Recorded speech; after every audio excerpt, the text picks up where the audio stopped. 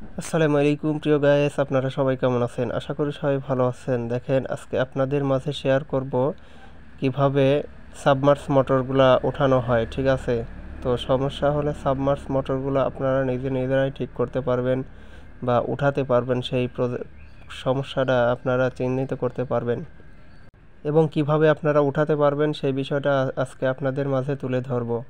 তো যাই হোক, কথা না বাড়িয়ে শুরু করা যাক। দেখেন, এই যে নাটগুলো খুলে নিয়েছি, উপরে 4টা নাট দিয়ে যুক্ত করা থাকে উপরকার ক্যাপটা। তো তারপরে এই যে খোলা শুরু করে দিয়েছি, টেপ লাগানো থাকে, টেপ তুলে নিলাম। যাই হোক, এখানে দেখেন এই যে জোড়া পেয়ে গেছি, একদম তার ধরা হয়েছে এবং আমি পাইপটা ধরেছি। তো যাই হোক, এই যে টেপ কেটে নেওয়া হচ্ছে পাইপ থেকে তারটাকে আলাদা করার জন্য, তার এবং দড়ি আছে। তো যাই হোক, এখন খোলা হবে। তো এই যে দেখেন, দুঃখের বিষয় লোক সামনে চলে আসছে। ঠিক আছে, তো দেখা যাচ্ছে না, আচ্ছা সমস্যা নেই।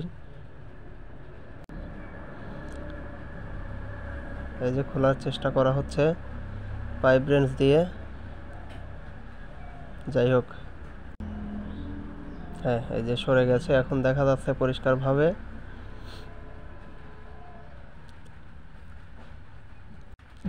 আসলে এগুলা তুলতে আর কি লোক আরও একটা হইলে ভালো হয়, তো আমি লোক না পাওয়ার কারণে শুধু বাড়িওয়ালা আর আমি কাজটা করছি। দেখেন, আগেকার মানে কয়েক বছর আগে লাগানো, তো তখন প্লাস্টিক ছিল না, শুধু জিআই সকেটগুলো ছিল। দেখেন কি পরিশ্রম বা কষ্ট হচ্ছে, দেখেন সেই কষ্ট হচ্ছে। খোলা কিন্তু খোলা যায় না, তারপরে দেখেন কষ্ট করে খোলা লাগতেছে। আর এই যে দড়িটা পায়ের সাথে আটকিয়ে নিয়েছি যাতে কোনোভাবে ছুটে না যায়। ছুটে গেলে তো মনে করেন যে মোটর একদম নিচে চলে যাবে, তখন তো আর মোটর ধরাটা অসম্ভব। তো যাই হোক, আপনারা ইচ্ছা করলে ওই দড়ি আছে, রশি, ওই রশিটা কোনো জায়গায় একটু বেঁধে নিতে পারেন যাতে ছুটে গেলে ওইখানে আটকে যায়। তো আমি কোথাও বাঁধার জায়গা পাইনি, তাই পায়ের সাথে প্যাচ দিয়ে নিয়েছি, দড়ি এবং তারটা একসাথে। দেখেন, দুপুরবেলা আসছিলাম, তো এখন বাজে 1:30। তো প্রচুর প্রচুর পরিমাণে রোদ। দেখেন এই যে পুরা শরীর ঘেমে একদম শেষ। প্রচুর পরিমাণে রোদের কারণে এর মধ্যে কাজ শুরু করছি। তো বাড়িওয়ালার একটু খুব দরকার ছিল যে তার গরুকে নাকি পানি খাওয়াইতে পারতেছে না।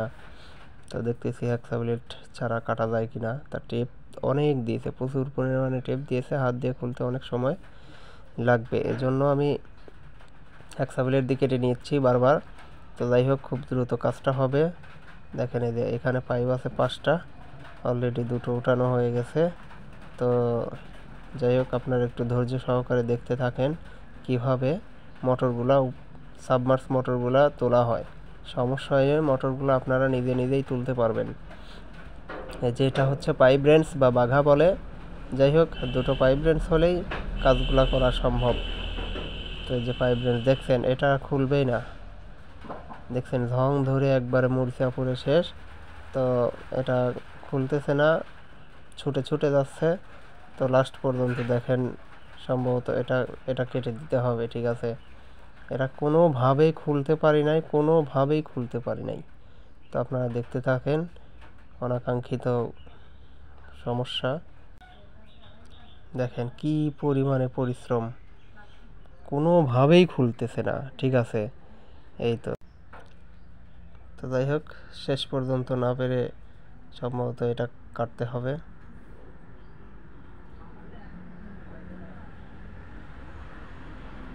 দেখছেন কি অবস্থা, এই অবস্থা নিয়ে এত রৌদ্রের মধ্যে এত কষ্ট করা। দেখছেন, আসলে কাজটা খুবই পরিশ্রমের কাজ, অনেকেই এটা বুঝতে পারবে না। আসলে যেটা সিচুয়েশনে যখন মানুষ পড়ে তখনই সে বুঝতে পারে যে আসলে কি। ঠিক আছে, তো আমি গতকাল এই কাজে গিয়ে দেখতে পারছি যে আসলে কতটুকু পরিশ্রম হচ্ছে। তো পুরাতন মোটরগুলোয় বেশিরভাগ এরকম ধরনের সমস্যাই হয়, বেশিরভাগই এরকম সমস্যা হয়। ঠিক আছে, ওই সকেটগুলো খোলে না, অনেক শক্ত পুরাতন, না হয় সকেট ভেঙে যায়। তো সকেট ভেঙে গেলে তো আপনার হচ্ছে নতুন করে পাইপ কেটে দিয়ে নতুন করে প্যাচ উঠাতে হয়। তো প্যাচ কাটার মেশিন আমি সঙ্গে করে নিয়ে আসছি। দেখেন দেখতে থাকেন কিভাবে কাজগুলো করতে থাকি, তো আপনারাও ধারণা নিতে পারবেন এবং এরকম ধরনের সমস্যা হলে আপনাদের কোনো মিস্ত্রি ডাকার প্রয়োজন নেই, আপনারা নিজেরাই কাজটা করতে পারবেন। ধৈর্য সহকারে একটু দেখতে থাকেন, তাহলে বিষয়টা আপনারা অনেকটুকু বুঝতে পারবেন এবং চাইলে আপনারা নিজেরাই কাজের সমাধান করতে পারবেন। এই সমস্যা হলে আপনার হচ্ছে এটাতে দেখেন এই যে সকেট আছে না, এই সকেটগুলো লিক হয়ে যায়, ঠিক আছে। অনেক দিন হলে মরিচা পড়ে এই সকেটগুলো নষ্ট হয়ে লিক হয়ে যায়, তখন পানি বের হয়ে যায় সপ করে, আর মোটর পাইপ দিয়ে পানি তখন ওঠে না। এটাও জাস্ট সেরকমই সমস্যা, তবে ওঠানোর পরে সেরকম মানে সকেট ফোটা এরকম পাই নাই, কিন্তু যেটা পেয়েছি মোটর একটু দুর্বল। এখন মোটর দুর্বল আছে, তারপরে আপনার হচ্ছে মিটার নেওয়া হয় নাই, তো তার ক্যাপাসিটারটা চেক দিতে পারি নাই। পরে আবার এক সময় আসতে হবে, ক্যাপাসিটার চেক দিয়ে তারপরে দেখবো যে আসলে ক্যাপাসিটার পাল্টাতে হবে নাকি মোটরেই সমস্যা আছে। দুঃখের বিষয় মিটারটা নেওয়ার কথা মনে ছিল না, মাল্টিমিটার, সেটা দিয়ে ক্যাপাসিটার মাপা যায়, কয়েলের আপনারা হচ্ছে মোটরের কয়েল মাপা যায় যে মোটরের কয়েল ঠিক আছে কিনা। তো দেখেন কি পরিশ্রম ভাই রে ভাই, আমি তো একদম ঘেমে শেষ। আমার শরীর থেকে না হলে 3 লিটার পানি বের হয়েছে ওই দিন।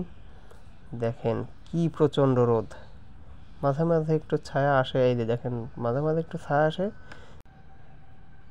তো যাই হোক দেখেন মাঝে মাঝে একটু ছায়া আসে, আবার মাঝে মাঝে প্রচুর রোদ। তো ভাইয়ের মাথার উপর গামছা আছে, আমার মাথার উপর তাও নেই, প্রচণ্ড রোদ আর গরম।